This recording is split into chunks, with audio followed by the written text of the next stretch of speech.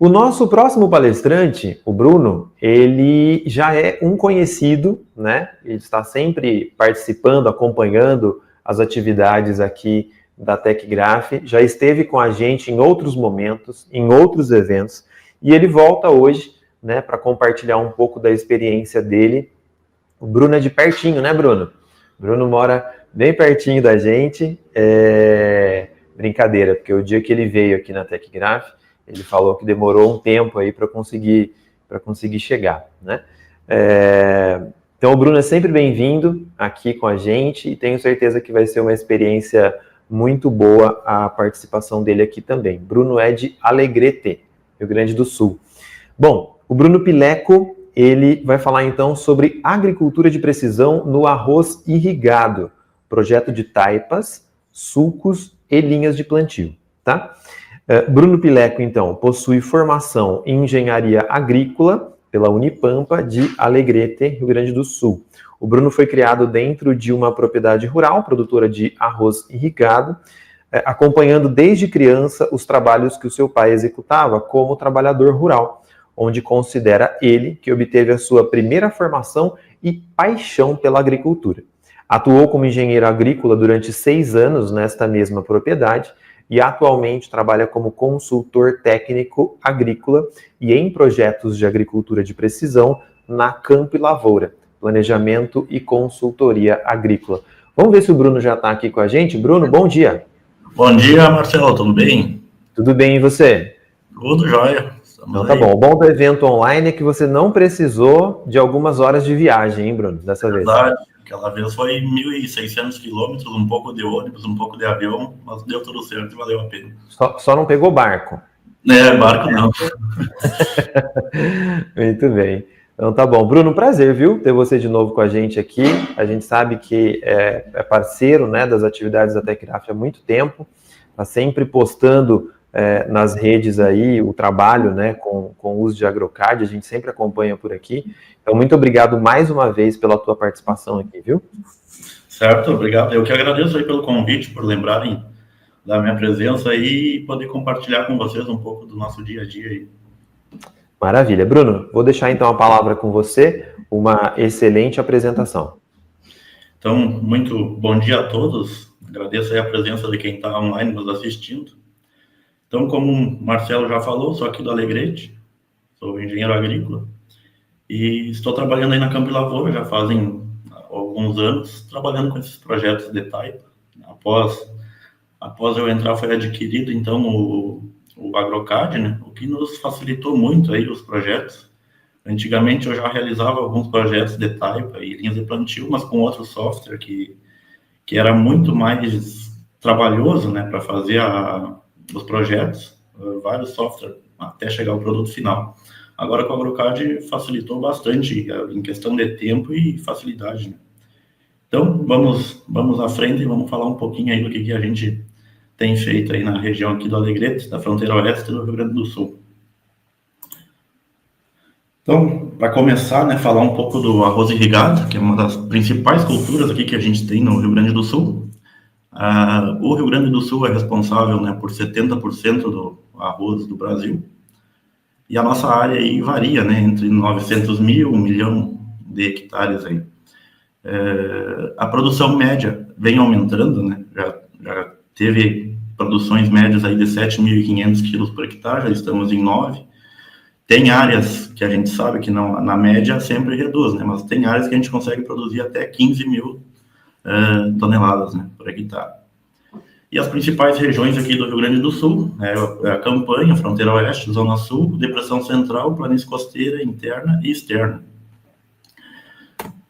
Então, aqui mostrando um pouco, né, uma lavoura de arroz, né, a sustentabilidade e os desafios. Esse ano está sendo um ano bem difícil, né, para os produtores, pois o custo aumentou em torno de 5%, 4%, 5%, né, dos insumos, e o preço do produto, né, baixou comparado aos anos passado e retrasado em torno de 50%. Então, está sendo bem difícil, né, para se manter nesse ano aí e conseguir passar por esse momento, né. Então, o que a gente consegue tentar fazer é reduzir os custos e aplicar bem aplicado, né? Fazer as aplicações de forma correta e no local correto também. Então, por isso que a gente está aqui falando de agricultura de precisão. Vamos adiante. Então, para começar, né, como o projeto de taipas é para a lavoura de arroz, vamos começar pela irrigação, né? O que a gente precisa? Então, já é sabido, né, que pela literatura se necessita de 2 litros por segundo por hectare para permanecer a área inundada, né, durante o cultivo. Tem áreas que a gente usa um pouco a mais, né, como um fator de segurança, né, áreas mais que infiltram mais, né, áreas mais pedregulhosas, mais arenosas, e aí esse valor pode variar. Então, para começar, a gente tem que ter uma represa, tem que ter uma barragem, seja uma pequena barragem, uma barragem de porte maior ou um rio, e a gente mede essa altura, né, da cota da água até a cota onde vai ser despejada a água, lá dentro de um canal. Com essa altura geométrica que a gente chama, a gente calcula a altura manométrica, que envolve o diâmetro do cano, a vazão que é necessária, né, para calcular, então, as perdas de carga. E a partir disso a gente consegue selecionar a bomba e também o motor, né, que vai ser utilizado para suprir a demanda aí da área da lavoura. E por fim a gente passa a distribuição da água na lavoura aqui, aí as taipas, né, como a gente vê na última imagem aí que a gente vai falar daqui para frente. Então a distribuição da água, né, pode ser realizada basicamente em 2 tipos, né, por superfície, seja em quadros sistematizados, como a foto da esquerda, onde é formado patamares, né, tem que fazer uma movimentação de solo, com planas, com caçambas, com escavadeiras, né, para movimentar esse solo, formar como se fosse uma escada em nível. É um custo bem maior, né, para realizar esse tipo de patamar, porém a mão de obra reduz bastante, né, fica muito mais fácil, porque aquele patamar ali vai ficar para a vida inteira. Já no sistema sobre taipas, o custo é mais baixo, né? Exige todo o preparo do solo, que a gente sabe, que a gente vai falar na sequência, mas sobre taipas é mais barato, mas exige mais mão de obra. Tem que ter um aguador, que a gente chama, percorrendo esses talhões, verificando se tem alguma taipa que está com algum vazamento, né, que rompeu em algum lugar e seca o resto da lavoura. Então, o aguador vai lá com uma pá de corte, verificando toda a área, todos os dias, né, até encerrar o ciclo aí da cultura, que é normalmente de 3 meses de irrigação, né? Então, todo esse período aí tem que ter uma pessoa conferindo. Então, para começar, o preparo do solo é a base, né, para começar a implantação da cultura. Geralmente, então, uma grade, um preparo primário, né, uma grade mais pesada, depois uma grade mais leve para destorroar, e o preparo secundário vem com uma remaplana, que a gente chama, que é uma plana, onde ela suaviza o micro relevo, né, tapa os rastros deixados pela cultura do ano anterior, pela safra anterior, e propicia um terreno plano para ser, então, construídas novas taipas, novo preparo, né, nova construção da lavoura para ser implantada novamente. Então, começa nesse ponto, né, um preparo mal feito pode gerar lá no final um projeto de taipas ou um levantamento com erros, né? Então, a gente sempre prioriza que o preparo seja bem feito, né, para a gente não ter erros lá para frente. Aqui falando, então, como eu disse, que fui criado numa propriedade rural, né, que estava no currículo, aqui uma imagem do meu pai, ainda no tempo que estava trabalhando na lavoura.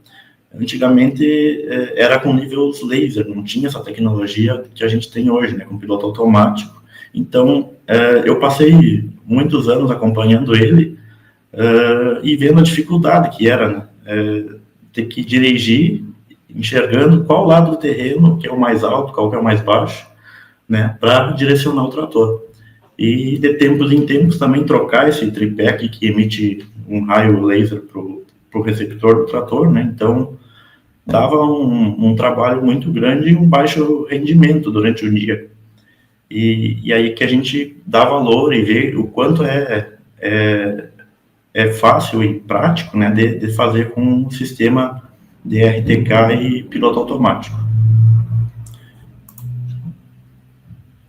Então, aqui, só para deixar claro, o RTK seria uma base para corrigir o sinal do satélite, né, em tempo real, e nos propicia uma precisão aí de 2,5 centímetros, que é uma ótima precisão e necessária para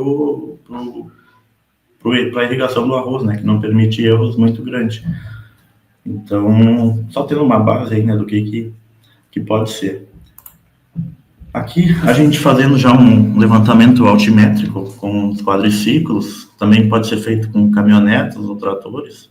Aqui, para ter uma ideia, a gente percorre, então, toda a área, né, com os quadriciclos, coletando pontos de altitude, latitude e longitude, a cada 6 metros entre as cruzadas. Então, com quadriciclos, assim, a gente consegue coletar em torno aí de 10 hectares por hora, né, uma velocidade aí de 18, 20 km por hora.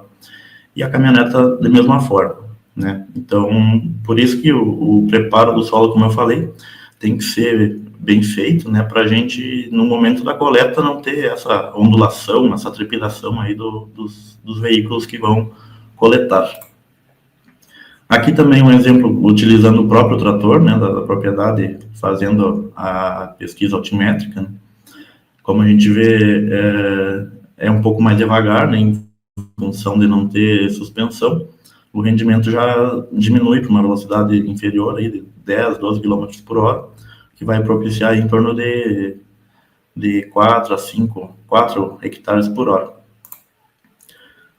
E aqui, só para demonstrar o sentido do levantamento planialtimétrico, a gente sempre prioriza fazer no sentido morro abaixo, né, para dar maior precisão, porque a gente coleta pontos a cada 1,5 m, né, na linha que o trator se desloca, e na lateral é 6 metros entre cruzados. Então, desta forma, a gente verifica que tem uma maior precisão depois na confecção das taipas. Então, fazendo a pesquisa, como a gente mostrou os tratores e quadriciclos, após isso, chega no AgroCAD aqui para nós uma nuvem de pontos, né? A partir desses pontos que a gente vai confeccionar aí o projeto de taipas para inserir novamente lá no trator. Aqui mostrando, então, o que a gente pode definir durante o projeto, né? A gente gera uma superfície, que vai ter umas linhas irregulares, né, que o piloto não conseguiria funcionar. Então, por isso, a gente tem que suavizar essas linhas. Esses trechos muito curtos, né, o piloto ligaria e desligaria o tempo inteiro. Então, com as linhas suavizadas, ele consegue ficar mais alinhado e permanecer aí com o piloto automático funcionando. Um ponto importante, né, é a suavização não ser demais, né? Se a gente suavizar demais, essa linha... Porque a suavização é tentar deixar uma linha torta mais reta, né? Então, as partes que faz a curva para um lado vai ser puxado para baixo, nesse caso aqui. E no outro lado, que é uma parte alta do terreno, vai ser puxada para cima. Então, no momento da irrigação, a água entra aqui, mas não vai conseguir chegar aqui, vai sair onde é mais baixo, né?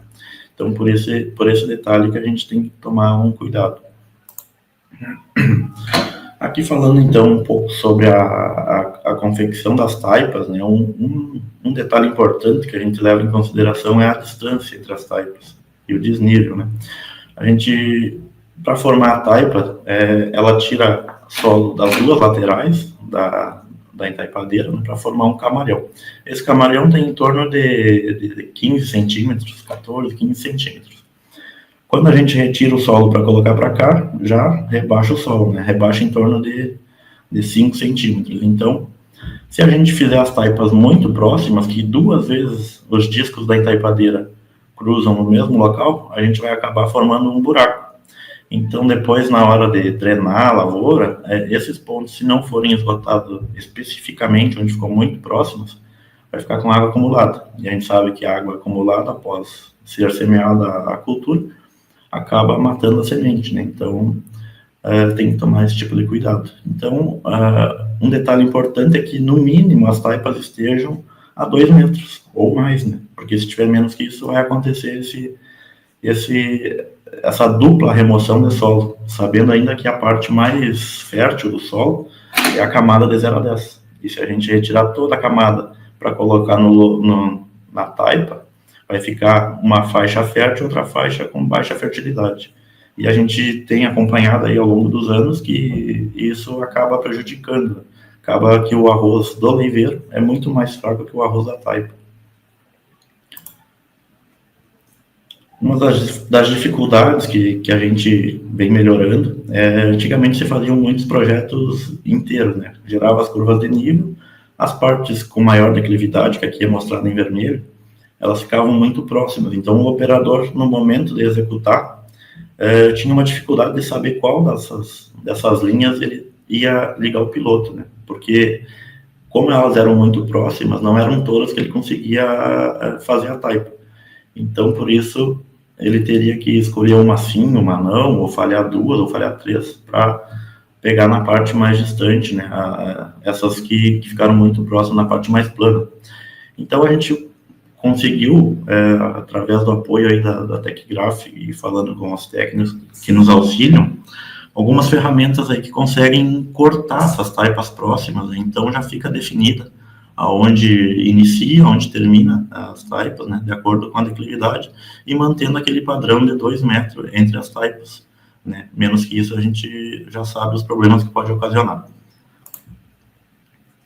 Aqui no momento da execução, a campo, então, a gente, pela empresa, a gente consegue fazer o levantamento altimétrico. No mesmo dia, ao final do levantamento, a gente já gera o projeto e já deixa no campo para o trator executar as taipas. Aí o cliente já consegue, então, fazer essa etapa aí do preparo de solo. Aqui a gente utiliza, então, uma entaipadeira de 3 pontos, né? Geralmente, você dá 2 cruzadas, né? Uma primeira só com a entaipadeira de discos, e a segunda com a entaipadeira mais um rolo compactador, né, para a taipa ficar firme. As vantagens, então, do piloto automático aí é que o operador vai descansado, vai cuidando da operação, não precisa estar dirigindo o trator, né, para cima ou para baixo do terreno, se orientando como era antigamente com o laser. E além disso, não tem limite de distância. Já o laser teria a distância de trocar o tripé, né, que ele atinge até 700 metros aí de raio, e mais que isso teria que trocar o tripé. Então, gera muito mais tempo. E já com o sistema RTK, o talhão pode ser feito completo. Essa é uma das grandes vantagens que aumenta bastante aí o rendimento no momento do entaipamento. Mais algumas ferramentas aqui que a gente utiliza e que ajuda bastante, né? Tem talhões que as curvas parece que dão um nó na cabeça da gente, e com o auxílio dessas ferramentas a gente consegue simular o enchimento de água no momento da irrigação. Então, como nesse vídeo a gente conseguiu visualizar, tem partes que são mais altas, e para isso a gente tem que construir, então, regadeiras, né? Umas regadeiras que são elevação de terra nos pontos específicos, para a água conseguir cruzar para a parte mais à frente. Então, também é um auxílio que ajuda bastante, né? Já manda para o campo já definido os locais onde precisa ser construída essas elevações de terra, né? E ajuda, então, no momento da irrigação. Aqui mostrando, então, uma lavoura que ficou um nivelamento aí perfeito, com lâmina de água toda ela, né? A água para o arroz, além de suprir a demanda hídrica, ela forma uma barreira física. Se a gente tem um solo exposto, seja úmido, né? Pode ser úmido, aí fica propício a desenvolver plantas daninhas. E isso aí prejudica muito depois a produtividade, e se tiver que fazer o controle também químico, né? Então aumenta o custo da lavoura. Então, o passo principal da lavoura, né, tanto para ter menos mão de obra manual, também reduzir os custos de aplicação de herbicidas, né, é a irrigação. Então, por isso esse nosso empenho aí em fazer um trabalho aí bem feito para que o operador, o trabalhador lá, não passe trabalho e o produtor consiga reduzir seus custos, né. Aqui uma imagem, o pessoal vai avaliando aí como é que tem ficado as lavouras. Esse talhão aqui com um conduto divisor ali, né? Uma parte já cheia, a outra ainda não. E agora passamos também à parte de eficiência operacional, né? Que aqui a gente aproveita também aí do AgroCAD para tentar melhorar e reduzir os custos, né? De combustível, de mão de obra. E também em função do clima, né? Que esse ano estava sendo bem complicado, inclusive atrasou um pouco o início da semeadura do arroz.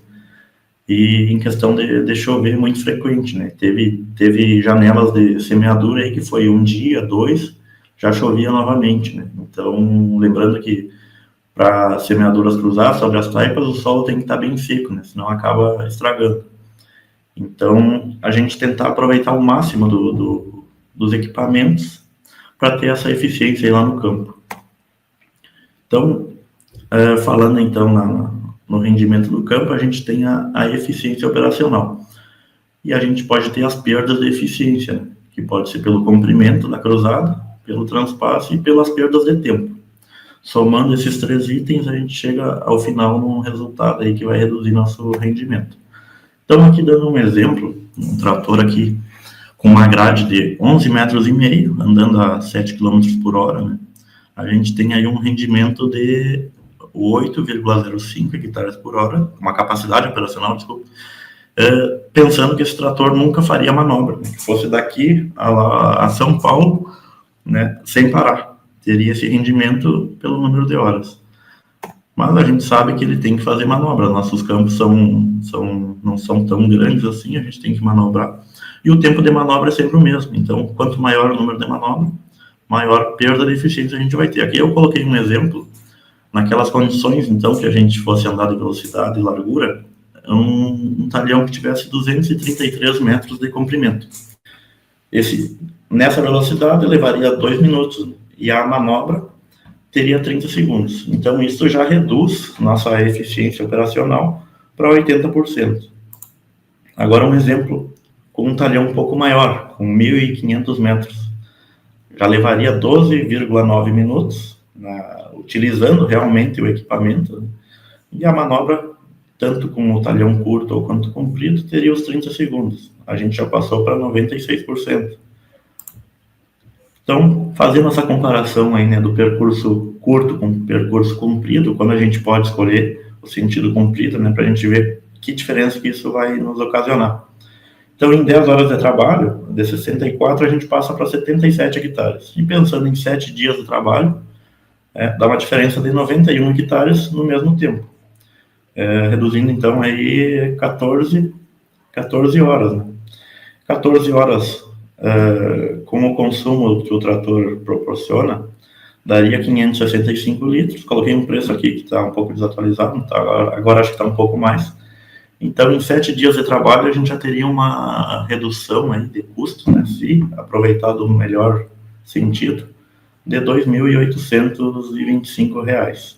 Então, algum detalhe aí, fica de exemplo, né, quanto influencia os detalhes, né. Outra perda de eficiência seria os transpassos. Aqui a gente tem 2 tratores antigos, né, sem equipamentos de agricultura de precisão, mas a gente vê que tem um equipamento bem maior que o outro, que está sendo aproveitado quase que 100%. Já o equipamento menor, que é uma grade niveladora, de 14 discos, e tem apenas 12 sendo aproveitados. Então, 2 discos estão cruzando em locais que já estão com o solo revolvido, né? Isso já acaba baixando nossa eficiência para 85%. E por último, as perdas de tempo, né, que aí envolve manutenções, né? Às vezes não fazer a manutenção preventiva vai gerar problemas lá no campo. Aqui alguns exemplos que a gente vê frequentemente, aí quem trabalha com lavoura de arroz já deve ter visto muito, né? Um motor com problema, até resolver e colocar de volta, quantas janelas você perde, né? Uma roda de plantadeira, né, quebrou a ponta de eixo. O sentido também do plantio para semeadura, pulando taipas, também dá um maior desgaste no equipamento, além de ter que andar em uma velocidade menor, né? Atolamentos de partes úmidas, que também pontas de eixo. Aqui um rapaz tirando foto, em vez de ajudar o colega, mas uma tração estragada e um granadeiro virado. São fotos aí que a gente enxerga, umas imagens que a gente enxerga aí no dia a dia, né? Então, somando as nossas perdas do comprimento da cruzada com o comprimento do transpasse, a gente tem aí, sem contar as perdas de tempo, né, que não tem como prever, vamos pensar que não temos, mas já temos uma perda de 35%. Então, nossa eficiência, aquela que era 8 hectares por hora, utilizando 65%, já resulta em 5,23 hectares por hora. E para isso, então, agora falando um pouco da semeadura, né, que é a época aqui que a gente está realizando, 10 de setembro a 15 de dezembro, normalmente. Uma densidade aí de semeadura varia também, de 75 a 100 quilos por hectare. A adubação na linha eu coloquei um valor médio aí de 200 quilos por hectare. Os espaçamentos da semeadora são de 17 centímetros. Então, um exemplo de uma semeadora que é bastante comum, de 26 linhas, né, que dá uma linha aí de plantio de 4,42 metros. Então, agora pensando não só na perda de eficiência, mas também na perda de insumo. Né? Uma semeadora de 26 linhas, aqui eu coloquei os preços que a gente tem dessa safra aí, o custo da semente R$ 5,00 por hectare e o adubo R$ 4,50. Então, a gente transpassando uma linha, né, uma por cima da outra, a gente já tem um custo aí desnecessário, né, de R$ 52,00 por hectare. Recruzando duas linhas, 104, e 3 linhas, 156. E aqui eu coloquei alguns exemplos das áreas que normalmente a gente tem aqui em Alegrete, de 100 a 400 quadras de arroz, né? Então, pensando aí que está transpassando o tempo inteiro 3 linhas, no final do ano aí a gente tem um custo desnecessário de 108 mil, né? 108.500 desperdiçado de semente e insumo, né? E além que essas áreas que sofrem 2 semeaduras, né? É o dobro da população de plantas e gera competição entre elas mesmas. Né? Então, até a planta vai sofrer por excesso de população e o resultado lá na colheita também. O grão vai ter maior número de defeitos, né, por ter essa competição e não ter toda aquela nutrição que teria se fosse a semeadura de forma correta. Então, fica aí ó, um alerta, né, o quanto que, às vezes a gente acha que um piloto automático, um GPS é caro, mas quanto que em uma operação, né, gera de economia se a gente utilizar bem utilizado. Sem contar que vai utilizar para várias operações, né? Então, fica essa chamada de atenção aí, porque vale a pena. Além disso, quando não recruza, também deixa a falha sem plantio, né? Que também, aqui não produz nada, né? Não vai produzir menos, não vai produzir nada. Então, é outro ponto aí importante. E para isso, para melhorar a eficiência da semeadura, das operações, a gente consegue fazer essas linhas de plantio planejado, né? Utilizando, então, as imagens tanto de satélite quanto os levantamentos altimétricos, a gente consegue planejar os maiores comprimentos, às vezes acompanhando o sentido das curvas de nível, né? Para dar, no caso do arroz, menor impacto no conjunto, e maior velocidade de deslocamento. E a gente recomenda que seja utilizado sinais de GPS pago, né, ou RTK, porque a gente sabe que no plantio o sinal aberto fica uma falha, né? Então, para executar esse tipo de projeto, tanto de taipa quanto de linha de plantio, a gente necessita aí ter o projeto o sinal corrigido. Aqui um exemplo, então, das linhas de plantio no arroz. Elas são projetadas no sentido das taipas, né? Porque se nós cruzar ao contrário do sentido delas, seria como se fosse um quebra-mola, né? Então, causa todo um impacto no conjunto e uma velocidade menor. Então, projetando talhões aqui com um comprimento de 2,5 km, o rendimento é muito maior, né? E, além disso, reduz o desperdício de semente, né? Porque a gente não tem transpasse e de adubo também. E aumenta aí a eficiência operacional, que é um fator importante nessas janelas curtas de semeadura que a gente tem, né? Aqui mostrando, então, um exemplo do que dá para fazer. É outro ponto que eu dou bastante importância, porque também, como eu disse, trabalhei em uma lavoura de arroz, os primeiros anos não conhecia a curvatura do terreno, né, das taipas, e aí a gente vai plantar manualmente ou com GPS mesmo, mas sem as linhas de plantio, e às vezes não fica no melhor sentido, e isso proporciona um rendimento bem inferior, né? Então, projetando as linhas, consegue se enxergar pela imagem de satélite a curvatura do terreno, né, pelos anos anteriores, e a gente define o melhor sentido aí para que o talhão seja semeado o tempo inteiro, a maior parte do tempo no sentido que proporciona a maior eficiência operacional. Alguns pedaços, claro, vai ter que ser feitas as matações, mas o restante do talhão, ou a parte que mais influencia na operação, vai ser projetada aí para trabalhar de forma que tenha maior rendimento. Outro trabalho que a gente fez alguns anos atrás também é irrigar outras culturas, né, como soja, o milho, como se fosse a cultura do arroz, porém com curvas de níveis, mas com uma valeta, né, para conduzir água, ou um sulco, né. Então, a gente larga água no talhão e esse sulco acaba distribuindo a água ao longo da área.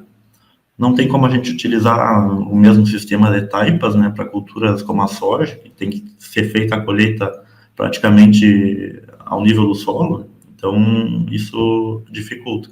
Foi uma das alternativas aí que a gente conseguiu elaborar para que a colheita seja feita sem prejudicar, né, ou deixar a planta sem colher no momento da colheita. E para ter uma boa distribuição da água, né, tem que ser um nivelamento perfeito, por isso que a gente exige que seja feito com um sistema de RTK e com um levantamento altimétrico, para ter maior precisão. Aqui um pouco da distribuição da água nesses sulcos aí, né, a gente, com o passar dos anos, dividimos os talhões em vários pedaços, né, porque nas primeiras vezes fizemos um talhão inteiro e o tempo de irrigação foi muito elevado, né, para a cultura da soja a gente sabe que não pode passar de 24 horas de encharcamento. Então, na entrada do talhão, onde a água entrava, ficou vários dias inundado para que a água chegasse lá no final. E aí a gente passou então a dividir com retas divisórias, com condutos, para a água já ir lá no final, né, conduzida, e facilitou bastante aí o sistema de irrigação. Aqui só mostrando então no campo um conduto, né, conduzindo a água para a parte mais final do talhão. Aqui os sulcos na parte inicial que estava sendo iniciada a irrigação e depois de algumas horas o encharcamento total do solo, né. Outro tipo de sulcos que também a gente trabalhou e fez alguns projetos foi sulcos com declividade, né? E aí em curva ou linha reta, dependendo da curvatura do terreno. E também aí para a cultura da soja ou milho também, né, aqui na região. Nesse projeto eu fiz uma avaliação, foi um projeto inicial de alguns anos atrás, que foi feito os sulcos com 900 metros de comprimento.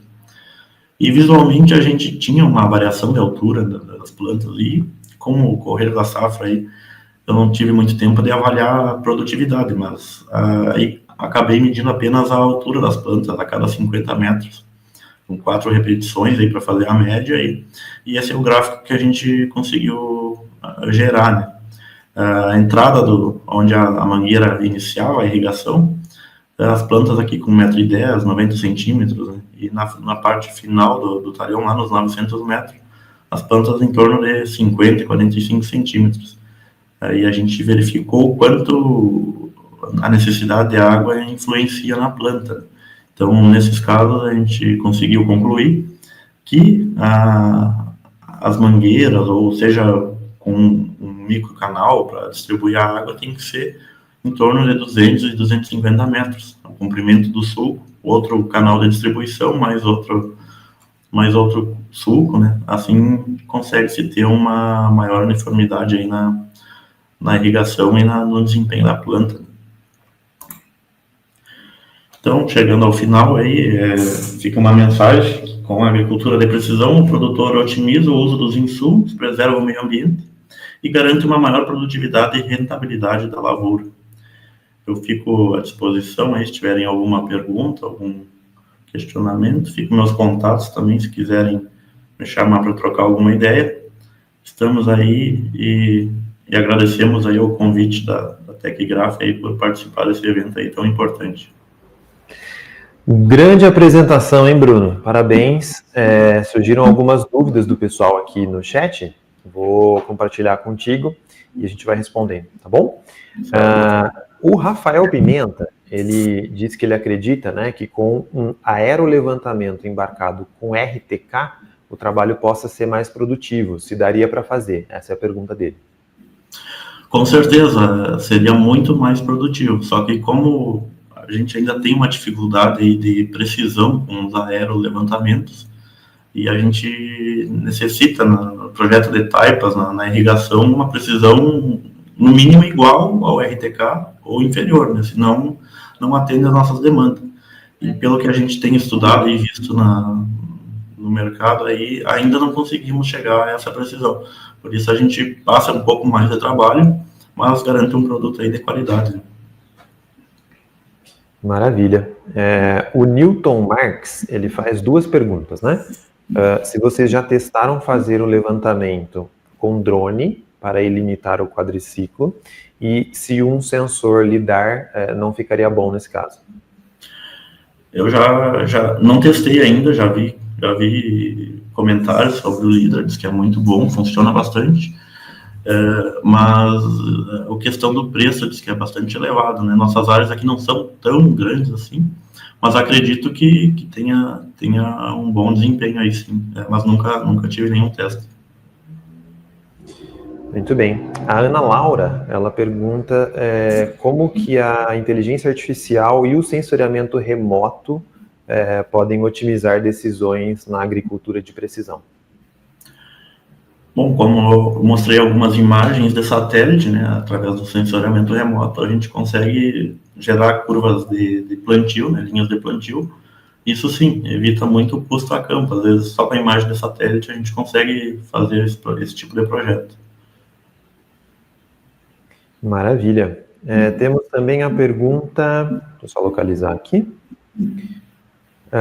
O nome do perfil está como Contábil Medeiros, não temos o nome da pessoa, mas como fazer um plantio de forma mecanizada em uma região íngreme, se existe essa possibilidade? Desde que a inclinação não seja tão elevada, né? Acredito que é em torno de 10% no máximo, 9%. Você consegue fazer a semeadura mecanizada. E é recomendado que seja feito no sentido das curvas de nível para evitar aí a erosão do solo, né? A gente sabe que fazendo no sentido de morro abaixo, a água pega a linha de semeadura e acaba surgindo erosões aí no terreno e perdendo o solo. Muito bem. E o Pedro Vitor, ele pergunta se existe algum estudo de conservação pensando em eliminação das matações no plantio de arroz sem pisoteios. Pode repetir?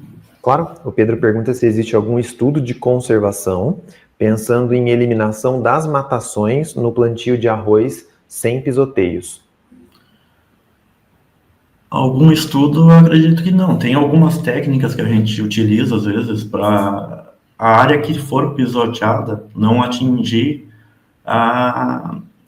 o restante do talhão, né? A gente sabe que nas cabeceiras, onde o trator faz a volta com semeadora, ou seja, pulverizador também, na questão das taipas é prejudicial, né? Porque ela acaba sendo rebaixada nesses pontos.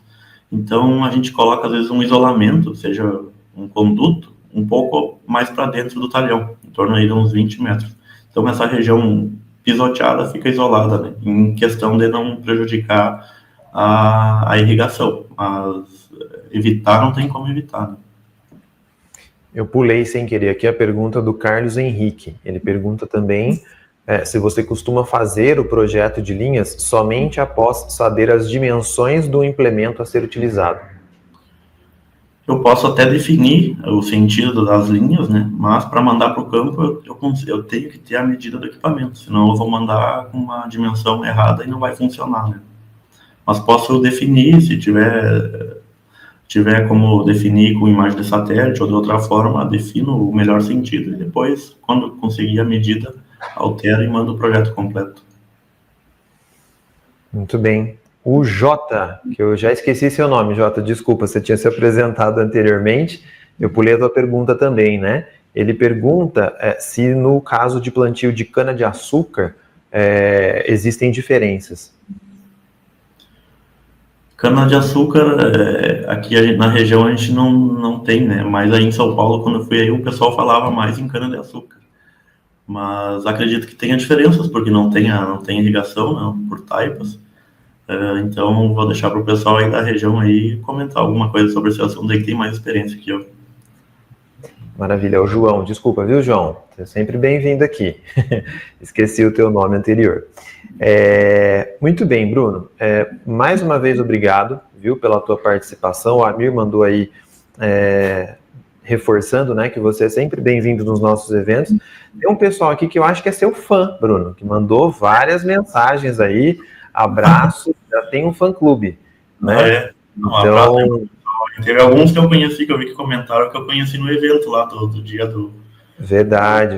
Eu vi que a Rejânia comentou, né, que estava presente no evento com a gente também, outras pessoas que estavam presentes no encontro de usuários.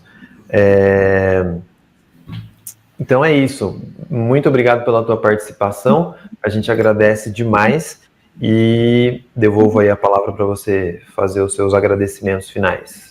Tá bom, muito obrigado mais uma vez aí pelo convite, foi muito prazeroso conversar com vocês aí. Fico sempre à disposição, se surgir algum evento e quiserem me chamar para contar um pouco de história, eu vou estar aí disposto e se quiserem também virem para cá conhecer nossa realidade, estão convidados também. Então, a gente inclusive deixou a sua apresentação, Bruno, para mais próximo do horário do almoço, porque você está falando de arroz, né? Uhum. A gente já vai ficando com fome aqui. E aí eu falei para os dois outros convidados que eu só iria visitar se tivesse café. No teu caso, se tiver almoço com arroz produzido. Café com bolo de almoço. Então, tá bom. Tá valeu, bem? Um abraço a toda a equipe aí e muito obrigado mais uma vez. Valeu, tchau, tchau.